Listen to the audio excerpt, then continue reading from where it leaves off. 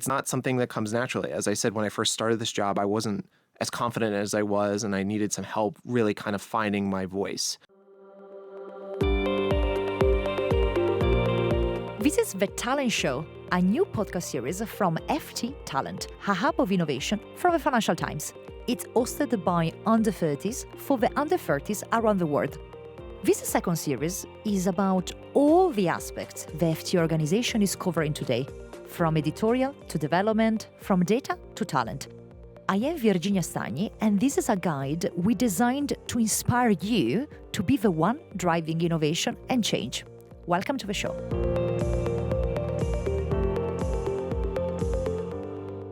Okay, thank you so much for tuning in. Another episode of the Talent Show. Thank you so much to all our listeners. It's a great pleasure to have today with us the voice of the Financial Times. And every morning a cup of coffee is digested with our FT News Briefing with Marc Filippino. How are you, Marc? I'm doing great. Thanks for having me on. No, thank you so much for coming. And as you know, here we are really trying to get into the journey of FT people, giving a bit of career tips.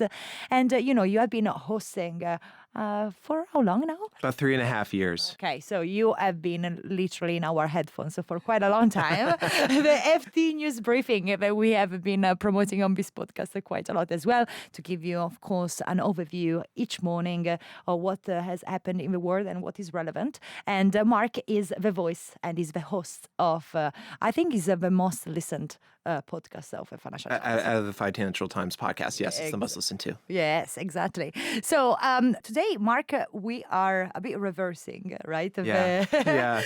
And I feel a lot of pressure, I have to say, because with Marc, we are doing a bit of as well audio courses and a bit of teaching about audio and how to improve, how to do this job. And today, we would love to share a bit of your wisdom with our listeners and viewers.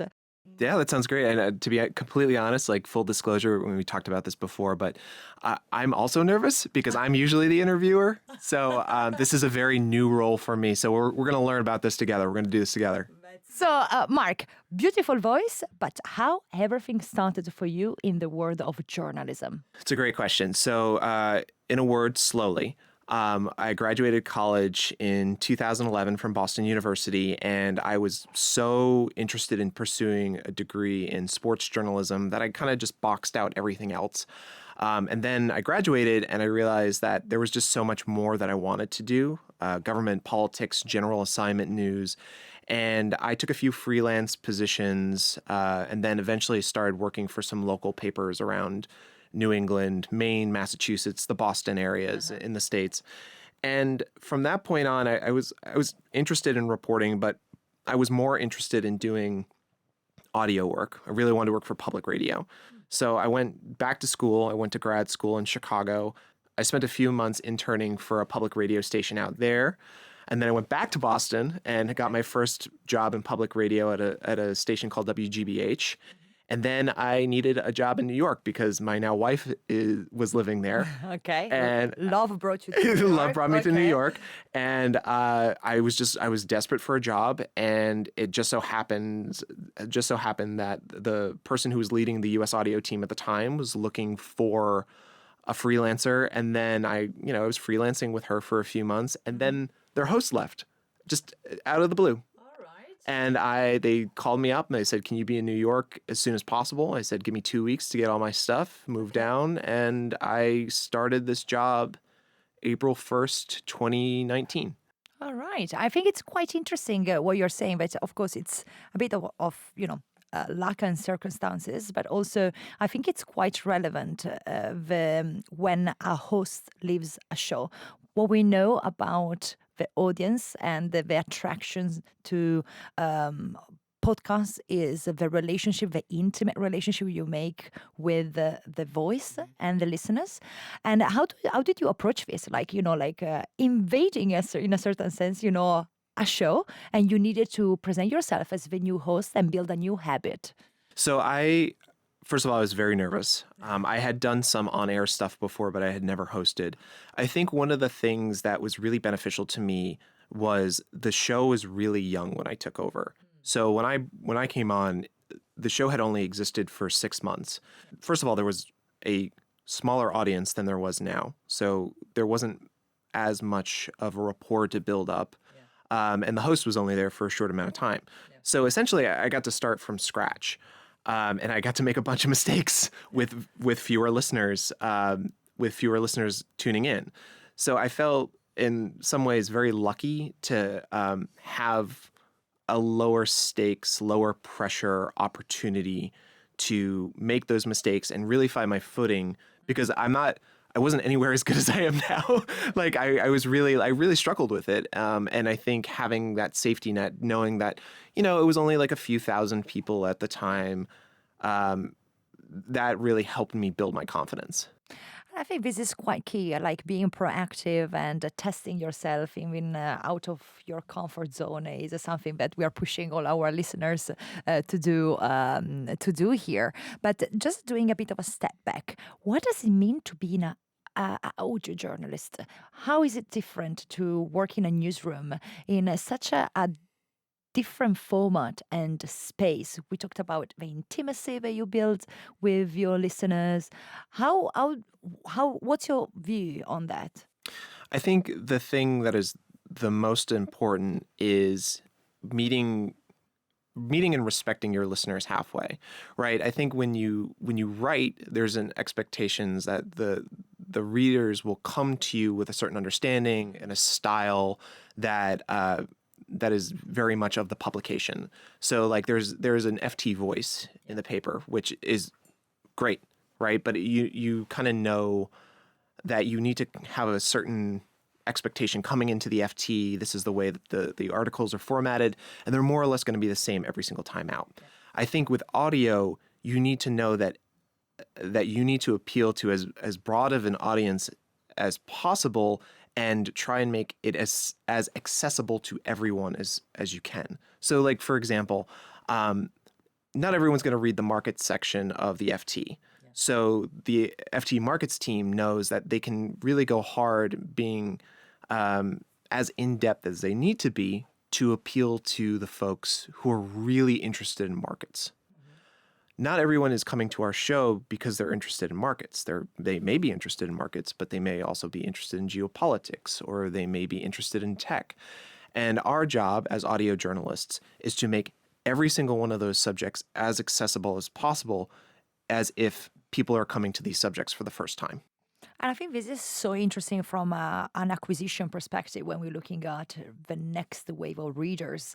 And I think audio products are really an interesting way in journalism, and journalism that is seen as a bit like, niche slash elitist, as sometimes we are seen as the Financial Times. And I think your job is really this democratizing act to really make the content a bit more accessible. And thanks to the show note, you get to then, enter into the FT world and the articles and really go and delve deep into the topic. So I think it's quite an interesting strategy for traditional media like ourselves to really push for podcasts and productions in the sense. And that is actually our purpose, right? If you think about the purpose of the FT News Briefing and our podcasts in general, is that we are in more or less, in so many words, a brand awareness tool.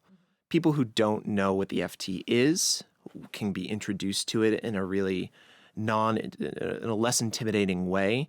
A lot of Americans don't know what the FT is. So for a lot of them, we're coming at them for the first time.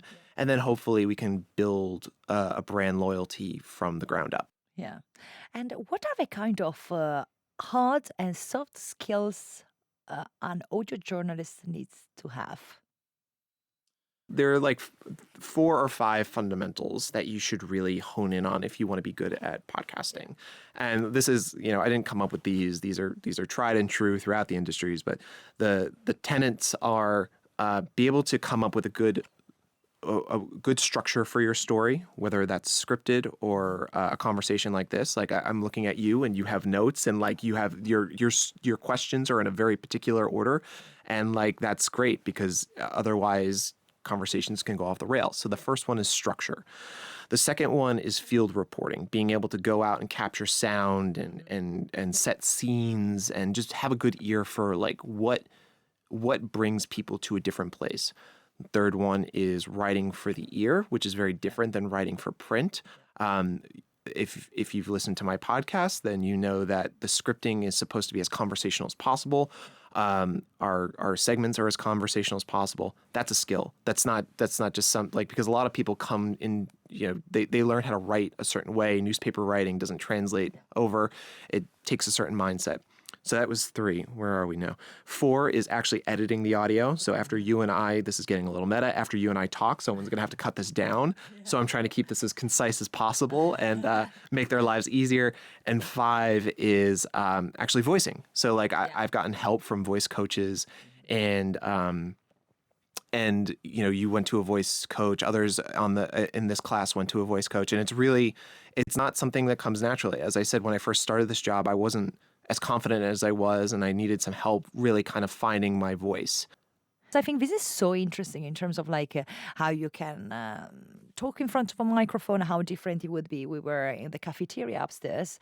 Of course, I know I'm really paying a lot of attention to my accent, making sure I'm Italian, making sure my voice is on the right tone compared to yours, so it's making a nice sound, but I have a background in music, so it's a bit more like for me to listen and trying to tune in with you. How did you find your voice? What has been maybe the biggest challenge? What were the issues you found yourself having after re-listening to you? So you never know it from listening to the briefing or in a workplace environment, but I'm from New York, and I have a very when I'm feeling either comfortable or I'm emotional, my Long Island accent comes out. I have a very strong Long Island accent when it's unattended, and I found that a lot of people that I listened to in broadcast didn't have that kind of accent. So it was something that I had to kind of weed out of me, which I don't actually know is a good thing, because maybe listeners will feel like they're not actually getting to know the real me. I realize, but I want my voice to be as appealing as possible to as many people. So I don't want to deter anyone with my Long Island accent, which is like, some people don't like that. I don't like that kind of accent. As far as how did I find my voice, so I've just talked about what I didn't want to sound like.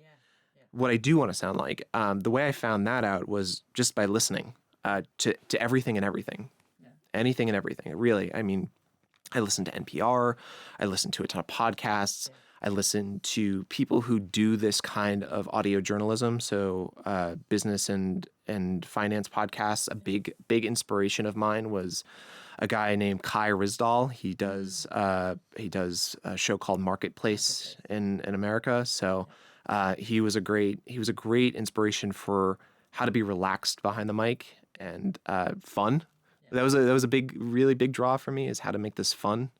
And I think just taking bits and pieces of every person that you listen to and implementing that into your voice was how I kind of came into my own. And also just listening to yourself, right? So if you and I were having this conversation in the cafeteria, I would think about how I sound like in that moment. And I started to do this. I would start to track myself in everyday conversation. And I would think about turn of phrases that I really liked.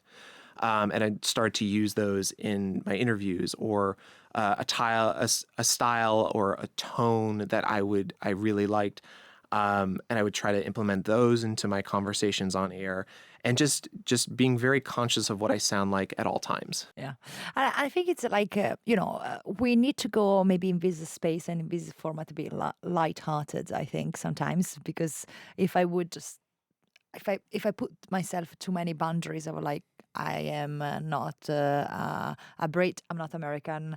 I can make and I make a lot of grammar mistakes because I am thinking and focusing a bit more on the meaning rather than the structure of what I'm saying. So I think it's like just going with like people will know and are listening to this and maybe will be open as well to, the natural side of this. I think it's like making it feel very organic sometimes is quite an advantage, and you can definitely improve. And I think the more you do, and this is something that we say in any context when we are looking at career tips for our listeners and early career professionals listening to this podcast, is that you, as you said, do your market analysis, look at competitors, check them out, and try to copy and paste and make your own things that you have seen from other innovators or people that you believe that are doing a great job. I was listening and actually checking an article on The Guardian, and I just have it here,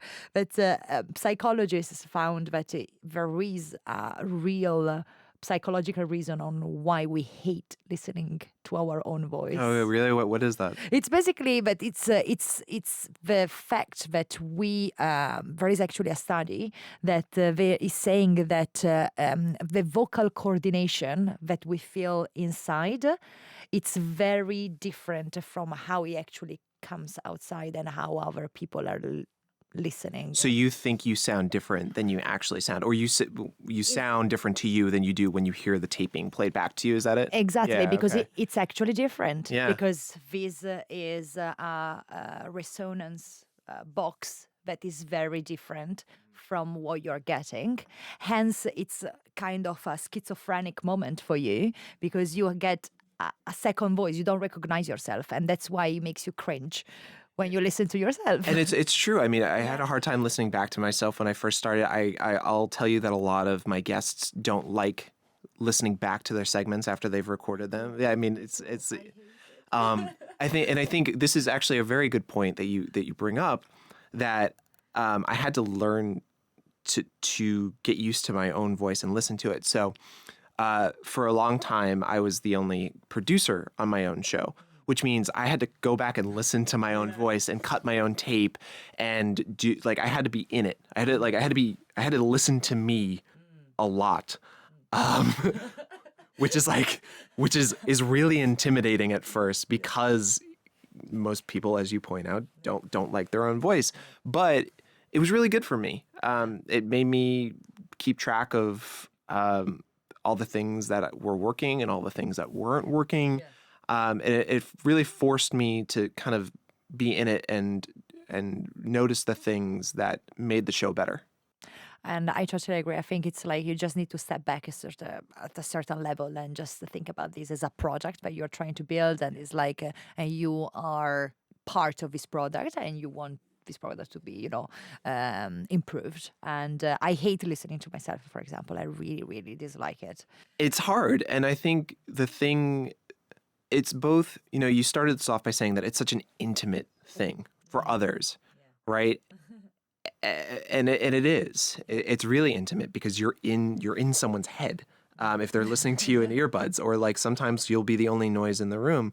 But as a producer, as a host, you have to kind of separate yourself out and realize that it's not personal, right? Like you need to look at it as a product, as you said, and not be as intimate about it as maybe it is for the listeners. Younger listeners on the talent show, what is your best tip you would like to give to someone that would love to enter in your job space? So maybe some of our listeners would love to be an audio journalist, to host a podcast, or they are already doing it. What is your tip for them? I would say get to know as much about the field and try as many facets of the field as possible. I think for a few reasons. One, you don't know what you like and what you don't like until you try it. I think a lot of people are like, I really want to be a host. And some people try being a host and they hate it. Like they don't like the pressure. They don't like being the outward-facing person who accepts all the criticism and being the product basically.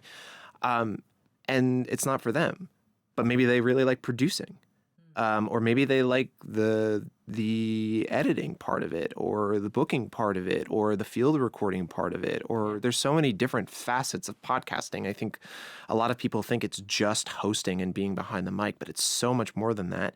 And if you don't get to know those things, you won't know what truly strikes you as your passion. Also, doing everything makes you a better audio journalist. In the way you have built the FT News Briefing, and that's my next question for you. What was the journey to create something like that? And second question on this, if you want, how difficult it is to cover so many different things every single morning with that recurrence, constants, and early starts to make sure that the product is in everyone's iPhones every morning. Yeah, I mean, it's I think there's a little bit of overlap in between your two questions. So building it, the most important thing was consistency, right? So consistency in the sense that I, for the most part, have been the host for the last 3 years, 3.5 years out of the 4 years that the show has been around. And I'm going to do a little shout out. We just hit our 1000th episode. So like really proud of that. Yeah. But Wait, because you just said that, can you make the intro for us? Oh, what date do you want? Today. Good morning from the Financial Times. Today is Wednesday, November 16th. And this is your FT News Briefing. My God, I'm dying. Thank you. Okay, got it. Sorry. But that's the thing, is that I can do that from scratch. It's not hard to remember. It's like 12 words, but like I've done it every day that I can snap into it immediately because there's all that consistency there. And that's how you make a good product, right? You show up every day, you let listeners know that it's going to be a good product, and then you do the same thing tomorrow, right? Every single day you do it. And you make sure that you do it for the listener, right? Like I think a lot of people get into podcasting because they want to be famous, or like it's like podcasting is like the hot new thing. But like if you're doing it for those reasons, you're doing it for the wrong reasons. Like you do it for your listeners. And that drives us editorially too. So every day we get, dozens of stories thrown at us. We have the whole FT.com, FT website at our disposal, and we have to choose 3 stories a day, 4 stories a day. And what we go for is, first of all, what's relevant and what will help our listeners understand the world around them better. And that's what drives us, right? So who's going to be the person that's going to be able to explain those things the best? And, how, now that these listeners possess this knowledge that they heard from this podcast, or analysis, I guess is a better way of saying it, what will they do with it, right? Will it help them in their job? Will it help them in their studies? We've gotten a lot of feedback from students who say like it's really helped them in their studies. And that's what we hope for when we pick our stories, is that it's genuinely going to help people. Yeah, and I think it's really true because it gives an understanding and an overview of what's happening. And then, as I said before, you can pick and choose what you want to select. And I think it's something that we shouldn't be doing as a Financial Times in terms of like maybe the app or anything that we're offering on the content side, because we are not an aggregator and we are not a distributor of news. But I think it's quite interesting that you can create these new products on new formats. It can be, of course, the audio side. It can be on the social media. It can be on the video side. And I think it's just a new way in for new audiences and diverse audiences. And I have a question for you. How do when you're doing your interviews, right? You really have such an interesting overview and literary spectrum of topics that you are covering with your questions. And to be a perfect interviewer, how do you prepare yourself? Because every single day you go from markets to geopolitics to cybersecurity. I understand having a bit of context about the news itself, like you read it and it's fine. But how do you build for yourself your own confidence in such a diverse range of topics? Admit not knowing what you don't know. Right. So like, seriously, I mean, if you don't, this is the best part of my job is that I get access to experts who do this for a living and are some of the smartest people on the planet. Um, and like understanding the content enough to get me by until I get to the interview and be like, I don't understand this, Katie Martin. Like, I don't understand this, Martin Wolf. Can you explain this to me? Because 9 times out of 10, if I have that question, our listeners are going to have that question too. And that's what I'm trying to do. And that's what my team is trying to do, is try and think on behalf of the listener. Because what we're trying to do is make all this accessible to our listeners, because sometimes it can be a little wonky and there's a lot of jargon that goes into these things. What we want to do is think about what people might not know about the subject and how to explain it in the clearest way. And I do want to say that like one of the biggest reasons I'm as good at my job as I am is because I just have a killer team, right? Like I have a producer. I'm gonna do a shout out here. So do not edit this out, please. No, we won't. Really, my question was that was my next question actually. Is like you are the front man, but in every band there is always an orchestra behind. So I would love to know who plays the drums or the bass. So give me that. I love that. I've never thought about my team as a band. That's awesome. I'll give you the band. Don't worry. Okay, cool. I told you, music background, band for 11 years. So our host, I'm the host, but our guest host this week is Sonia Hudson. Yeah. She's our producer. She just joined the team back in May. She's awesome. Hi, Sonia. Hi, Sonia. She came over from public radio in Utah, and before that was doing some reporting in San Francisco. We also have our editor, Jess Smith, who's fantastic. She came over from public radio as well. She worked for NPR for a number of years and was, I believe, based in Asia for a while. And she's got a great knack for crafting stories in a way that can sometimes, if not tended to, go off the rails. And then we have Fiona Simon, who is the only person on the audio team that is longer tenured than I am. And she's, by a long shot, she's been here for 20 years. So she brings a lot of institutional knowledge to the table. What do you mean by that? Well, I mean, she just knows everyone. Right? She knows everyone. She knows the topics inside out and backward. Like, she's a pleasure to work with. And not only does she work on our show, but she also works on Rockman Review, on one of our other podcasts. So like, she's splitting our time and still doing a fantastic job. And for a long time, I worked on this podcast alone, or with the help of one other person who was also splitting her time with other things. And it was hard.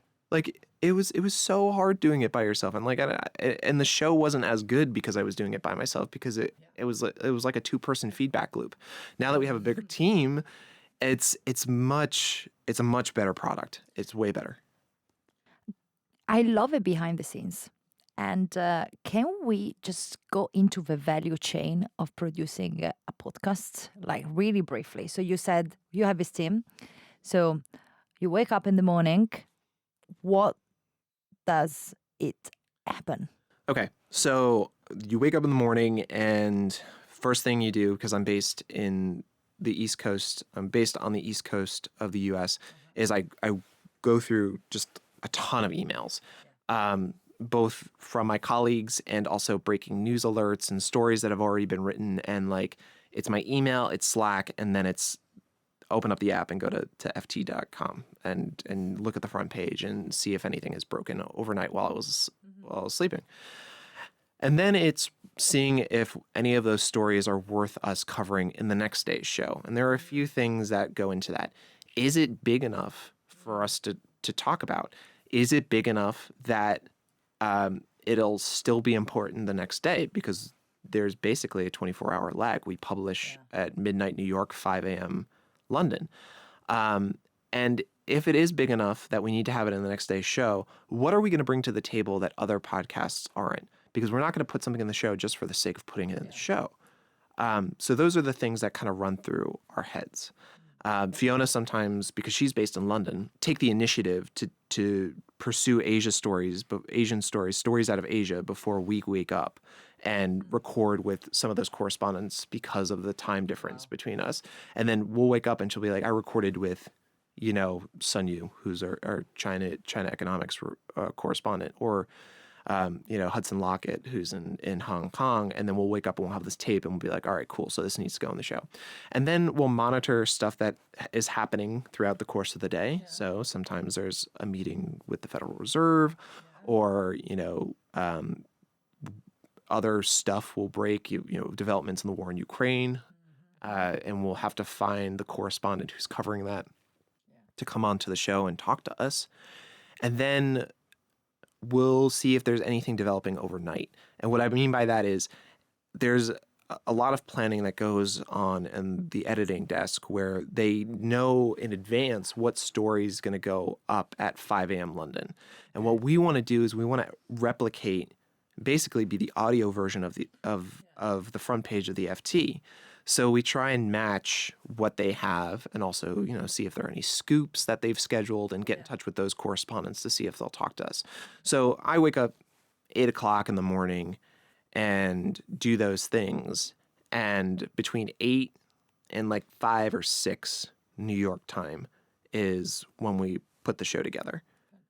Fantastic. And some of it, we do in advance. So we'll record something a day in advance and then hold that for another day's show.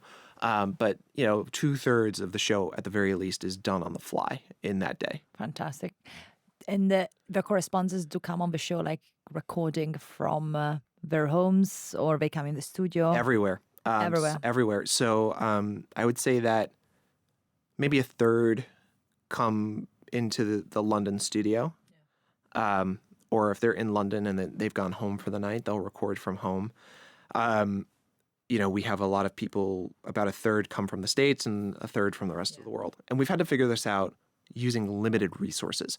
So what does that mean? That means not everyone's going to have a professional microphone in their house. So we have them record a voice memo backup on their iPhones, and they send it to us, and it sounds good enough that it can go on the show. And I think there's a little bit of understanding on our listeners' parts that it's not going to sound as good as a studio quality every single time out, but also there's we're not asking them to listen to not professional tape for 20 minutes or 30 minutes. We're asking them to listen to it 5 minutes at a clip.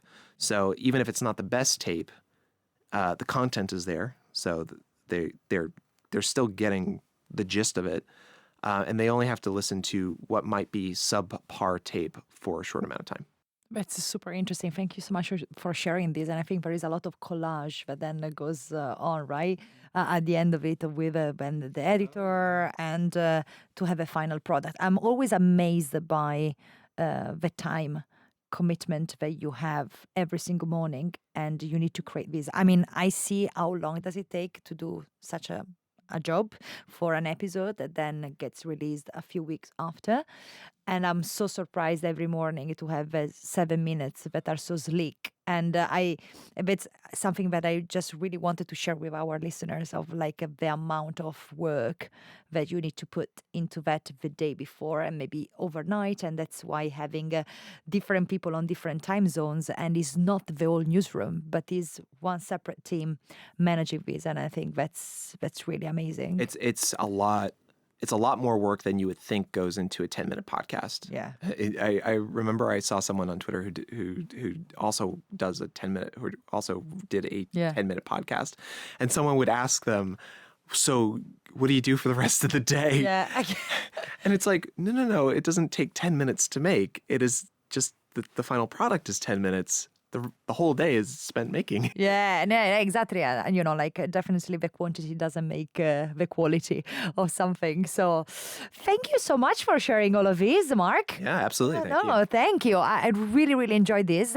As said, a very special part of our talent show is getting some of the former participants to have the Talent Challenge hackathon experience into the show and asking directly to our experts their questions. So today we have for Marc, Ines and Joseph that are joining us. Where are you from, Ines? I am Spanish, but I am studying my Master of Management Science at UCL. Super. So thanks for coming here over in our London studio in Brackenhouse. What about you, Joseph?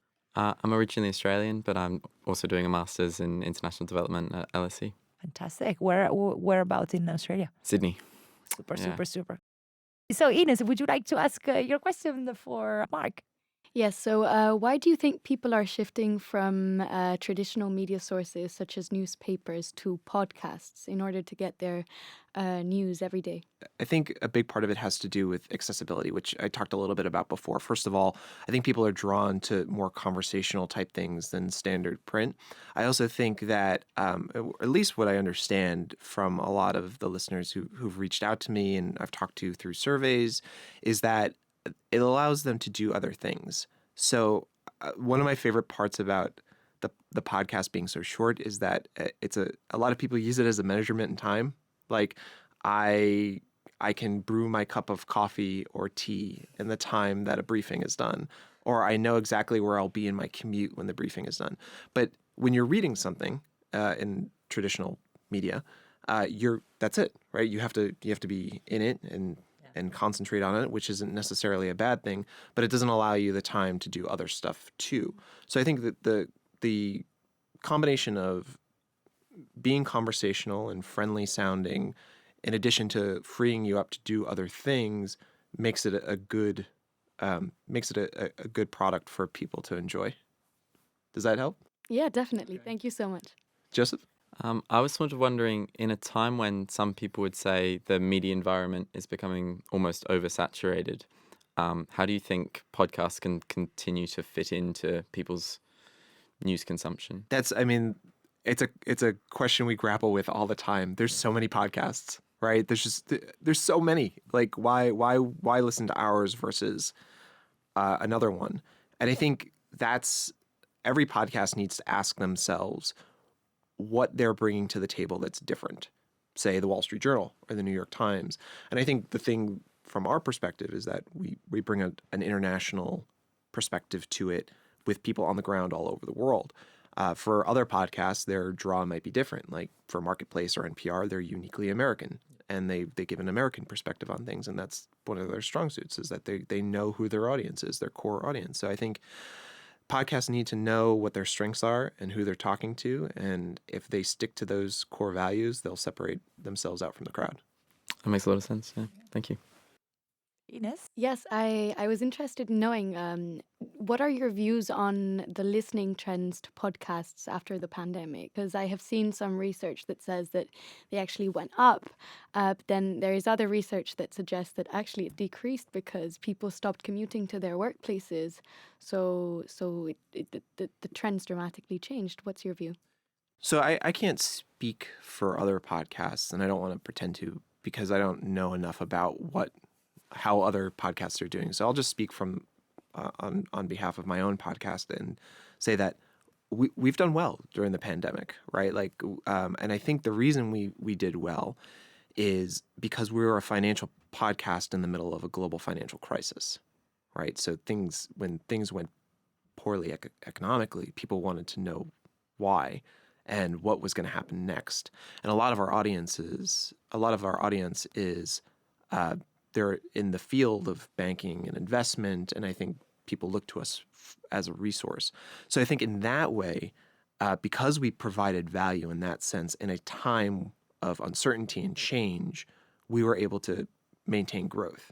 And now, we've kind of leveled off a little bit. We're still growing, but not as much. But I think it's because we're entering a time of more stability, which is funny to say because things are still pretty unstable, but more stability than things were at the start of the pandemic. And I think people will always want to listen to things to understand things better. So when you're in those moments, whether it's a pandemic or not a pandemic, in a time of severe change, you're going to see growth in any medium, reader, listener, video. I think people just want to understand what's going on, and they'll come to you if you give them a better sense of what's happening. Mm-hmm. Thank you. And then on a totally unrelated note, I was sort of wondering, how does the process go for you when you get breaking news that you have to include close to your deadline? Oh, Joseph. Yeah. You rip the whole show up and you start from scratch. No, in all seriousness, there have been times where I've had some real late nights, like trying to figure out how to fit breaking news into the story and where it's going to go and who's going to talk to me, and just like 1,000 things running through my head. I mean, the night that, I guess it was morning in Europe, but my night when Russia invaded Ukraine, we were on total standby because it was going to happen any minute. And I was talking to our Russia correspondent, our Moscow bureau chief now, Max Sedin, I was pinging him back and forth, and we had recorded an interview earlier in the day, and he's just like, heads up, this could happen tonight. So everything that we recorded earlier in today could mean nothing. So be prepared to record again. And to his credit, he got back on the phone with me at, I think it was like 2:00 in the morning his time to re-record everything. But I think it would be very easy for us to say, we missed it. We'll get it the next day. But that's not why people come to us. They don't look for day 2 stuff. I mean, they do, but they want to know what's happening in the moment or shortly after it happens. And I think we need to prioritize those things and fit the rest of the show around that and not the other way around. That makes a lot of sense, yeah. I get one of the virtues of being an international podcast is obviously you can take an international perspective, but then you've also got to deal with international time zones and all the rest. It's tough, especially when we're talking to our correspondents in Asia, because they're 13 hours ahead. There's a little bit of trickery that happens where I re-record my questions. One of my producers, Fiona, will actually conduct the interview, and then I'll re-record my questions as though I've conducted it, which is maybe a little sleight of hand, but it's the only way that it works. So we make it happen. Thank you so much for your questions, guys. And I cannot thank enough Marc for all his insights and what he has been sharing with us and the talent show today. I'm really, really grateful. You're normally based in New York, so it was fantastic to have you here in London. Cannot wait actually to meet you during the challenge that we're going to do in New York City in a few weeks. So thank you so much, guys. I hope you enjoyed it. And thanks to all our listeners for tuning in today. Thank you. This has been The Talent Show, which is produced by the FT Talent team, Aya Al-Shihabi, Noor Hafez, and me, Virginia Stagni. Our podcast producer, editor, and sound engineer is Arturo Ochoa, and our social media producer is Letizia Clementi. Our music is by Dennis Kishuk. Check out all of the Talent Show episodes at fttalent.ft.com, subscribe wherever you get your podcasts, and follow FT Talent on socials for updates. Until next time, and keep listening.